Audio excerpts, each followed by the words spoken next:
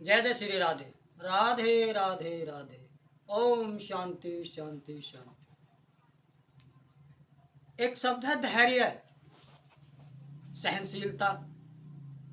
और हम जैसे गंवार, पागल, अनपढ़, मूर्ख संत महात्मा के शब्दों में कहते हैं उसे गम। गम खाओ और जीवन सफल बनाओ। अर्थात जो गम खाना जानता है, गम यानी कि सहनशीलता, जो बर्दाश्त करना जानता है, उसके अंदर परिपक्वता, गहराई हो जाती है। संसार में जो गहरा है उसके अंदर ही सब कुछ समाया जाता है। जैसे एक समुद्र है, अथाह समुद्र, छोटी छोटी नदियां, नाले, बंबे, उन सब का जल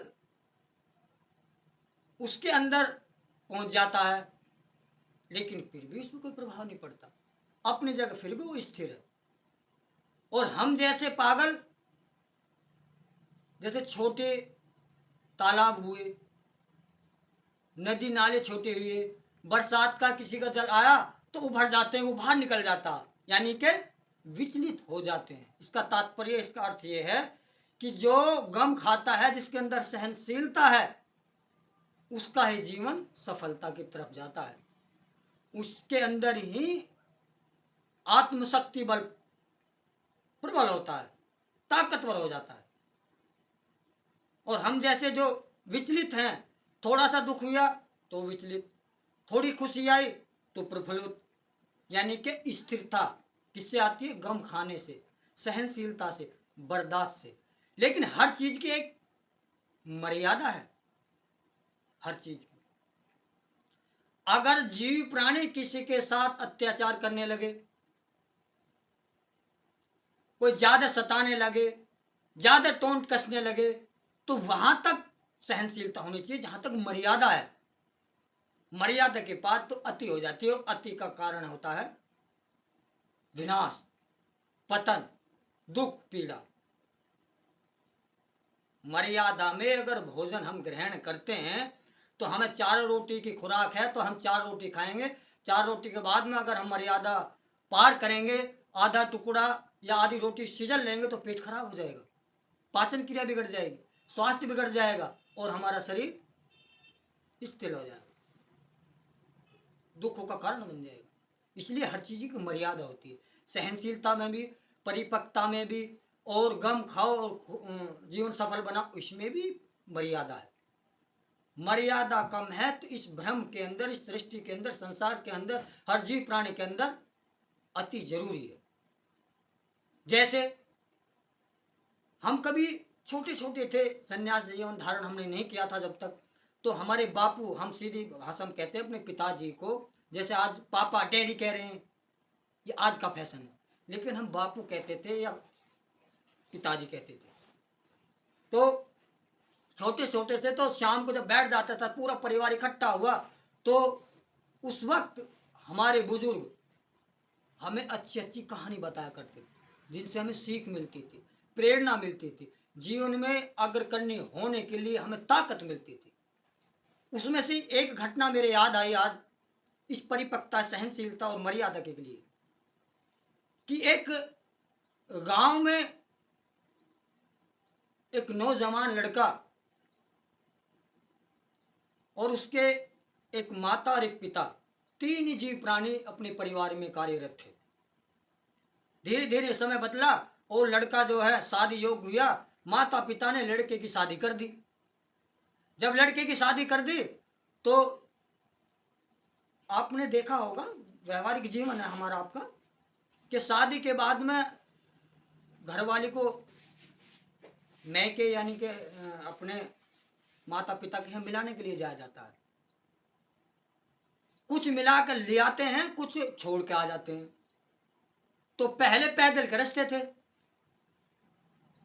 तो जब पैदल के रास्ते थे तो उसके माता पिता ने कहा कि बेटा अपने बच्चों को या तो मिला ला या छोड़िया 2-4 दिन के लिए। तो वो दोनों पति पत्नी चल दिए और गांव के सिवाने अपनी ससुराल से पहले एक जंगल था, वहां एक छोटा सा बगीचा और एक कुआं था। अब पत्नी ने कही कि ऐ जी पिया जी सुनते हो, मुझे थोड़ी प्यास लगी है। ठीक है तो जल पियो। तो कुएं में से उन्होंने जल खींचा, पहले बाल्टी या लोटा जो भी कुछ रस्सी खींचने का जो व्यवस्था हर कुएं के पास होती थी, उसने जैसे ही वो डोल डाली, उसकी पत्नी ने उसके पति को कुएं में धक्का दे दिया और वहां से फरार हुई और अपने घर, अपने मैके, अपने पिता के वहां पहुंच गई।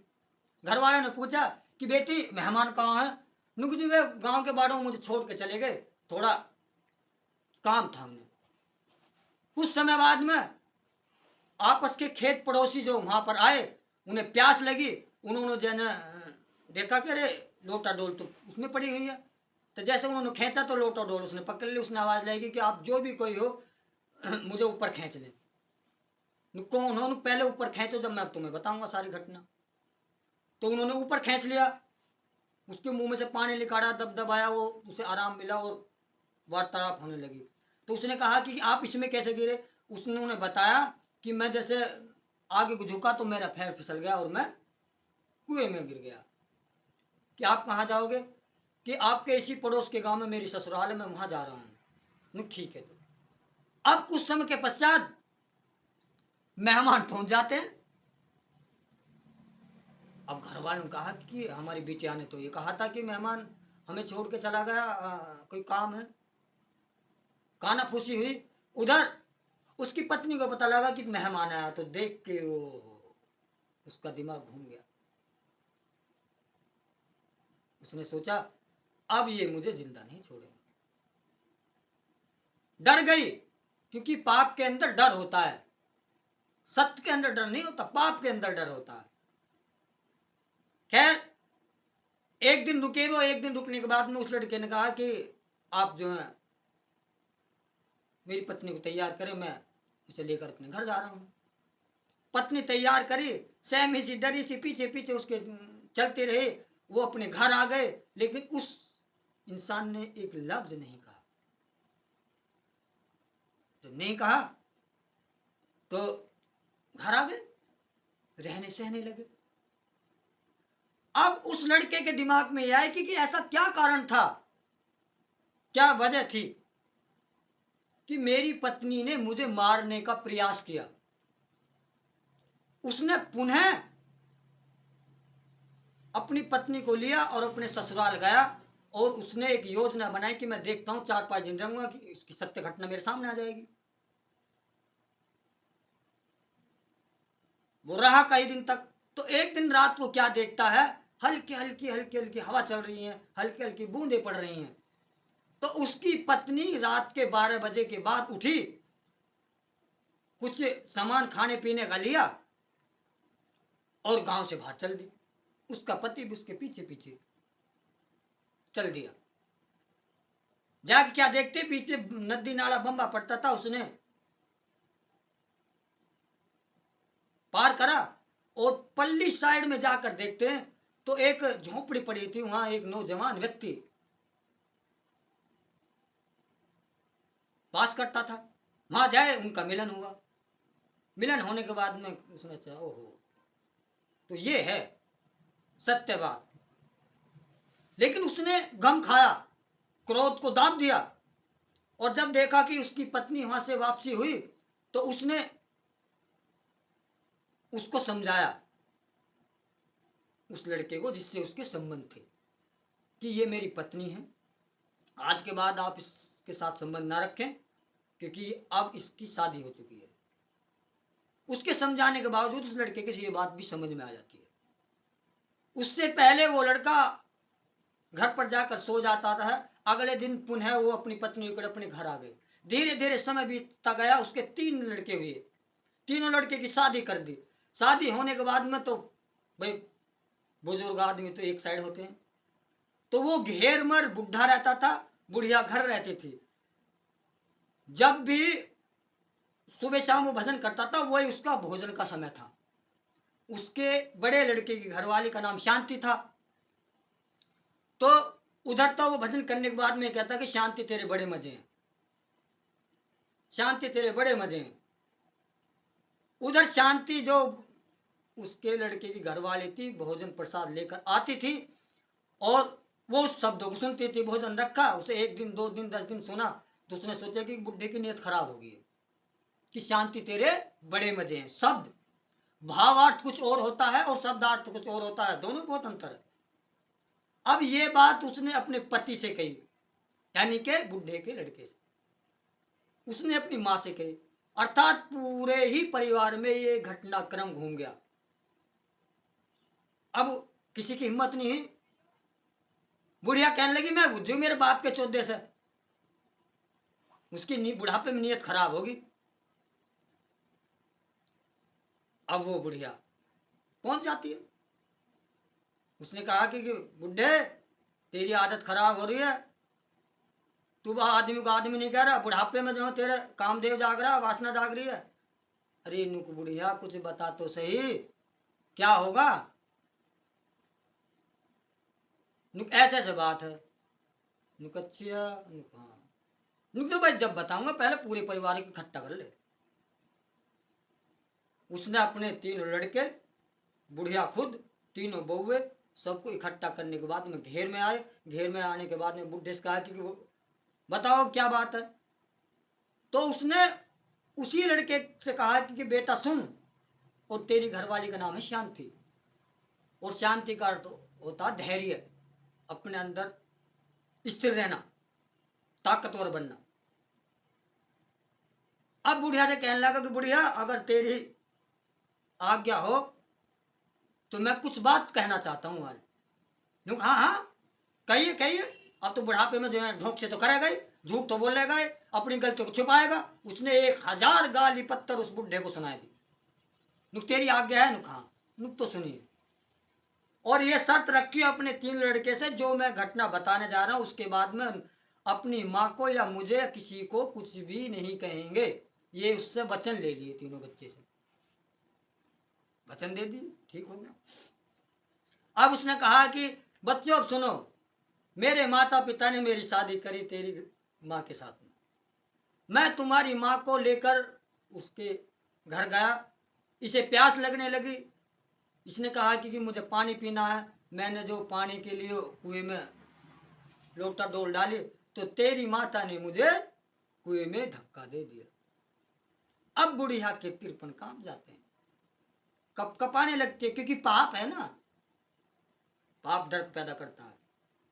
एक पाप छुपाओगे तो अनेक पाप होंगे। अगर एक झूठ पाप को ना छिपाया जाए, उसकी पश्चाताप किया जाए, तो दूसरा पाप होने की संभावना नहीं होती।